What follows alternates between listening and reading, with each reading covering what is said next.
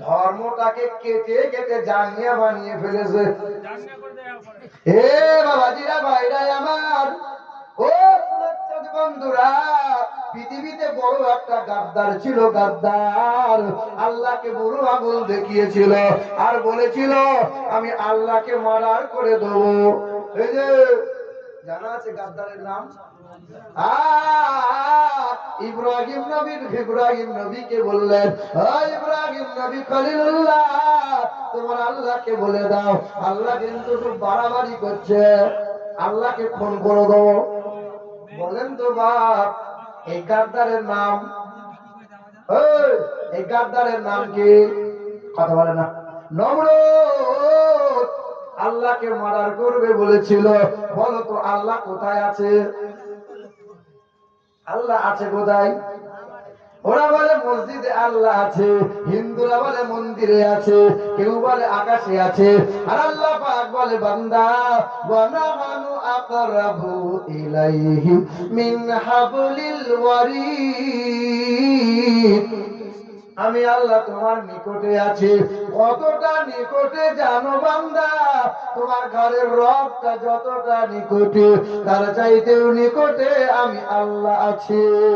ওয়াসিরু feel আরদি সুম্মানদুরু কাইফা কানা আকিবাতুল মুকাদ্দিবিন। প্রতিটা সৃষ্টির মাঝে দেখো, পৃথিবীতে বিরাজ করে, প্রতিটা সৃষ্টির মাঝে আমি আল্লাহ কুদরত খুঁজে পাবে, যেদিকে তাকাবে দেখতে পাবে আল্লাহু আল্লাহ। হিন্দুদের বেদে লেখা আছে, या देवी सर्वभूतेषु रूपे ओम नमस्तुते नमो नमोः जोरदस्यो चोदिता जो किशस्य प्रभन्ननादे मनस्य कीरे अंधात्मा प्रवासन्ति ये असम्मति उपस्थे। পৃথিবীর জমিনে মহান প্রতিপালকের আকার নির্ধারণ করে মূর্তি পূজা করে যারা, अंधात्मा प्रवासन्ति ये असम्मति उपस्थे, মূর্তির পূজা অর্চনা করে যারা, তারা অন্ধকারে প্রবেশ করে।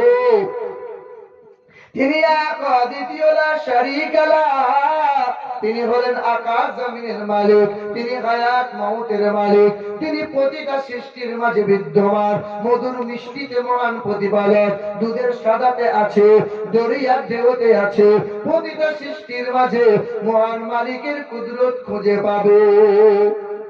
এ বাবারা, ভাইরা আমার, নমরুদ চিন্তা করলো আকাশে আল্লাহ আছে, কোথায় আছে? নমরুদ কি করলো? 3 মাস ধরে একটা তীর ধনুক বানাইলো। তীর দিয়ে কি করবে? আল্লাহকে মার্ডার করবে। নাউজুবিল্লাহ। কত বড় শয়তান হলে এমন চিন্তা আনতে পারে? আহলে সুন্নাত ওয়াল জামাতের সৈনিক যারা নবীর শানকে উঁচা রাখতে চায়, যার শানকে আল্লাহ উঁচু রেখেছে, আর শয়তানগুলো বারবার নবীর শানকে ছোট করতে চায়। গাদ্দার, ওই গাদ্দার নমরুদ কি করেছিল?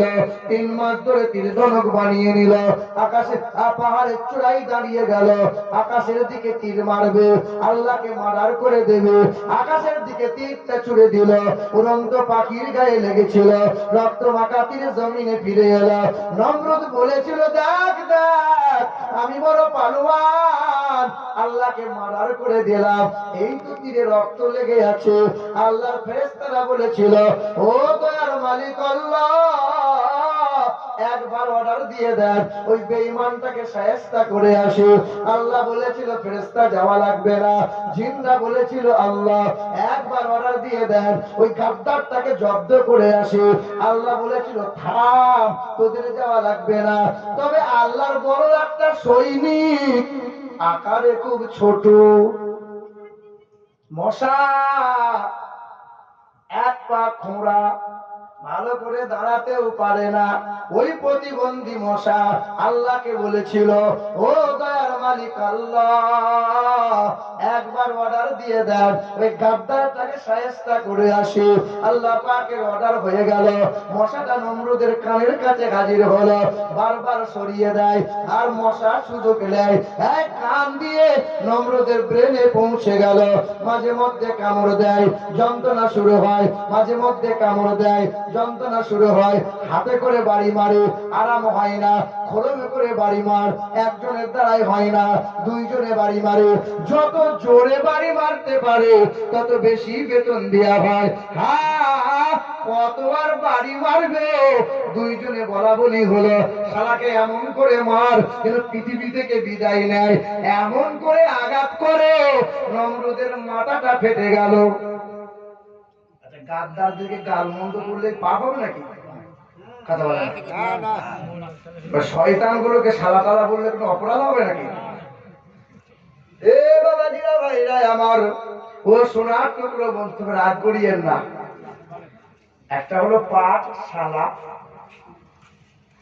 একটা হলো পাঠশালা, আর একটা এই যে ছুরি ধার করে কি বলে এটাকে কামার শালা, আর একটা বউয়ের ভাই শালা। তবে নেগেটিভ নেবেন না, পজিটিভ নেবেন। এ বাবাজিরা, ভাইরা আমার, ও সোনার টুকরো বন্ধুরা আমার, সুধী মানুষেরা, নমরুদের মাথাটা ফেটে গেল, নাক দিয়ে মশাটা বেরিয়ে গেল। ওই দিন মশা বলেছিল, ও দয়ার মালিক আল্লাহ, তোমার এইরকম গাদ্দারদের জন্য আমি মশাই যথেষ্ট। গাদ্দারি করিয়েন না, গাদ্দার হয়ে যাবেন না। যার সাদকাতে সবকিছু পেলে ওই নবীকে যেন ভুলো না, যে নবী নবী করা বন্ধ করে দেয়। গাদ্দার গাদ্দার গাদ্দার দরুদ কেন পড়ে না, নবীকে সালাম কেন দেয় না? আরে সব মরে যাবে, দরুদ কোনদিন মরবে না।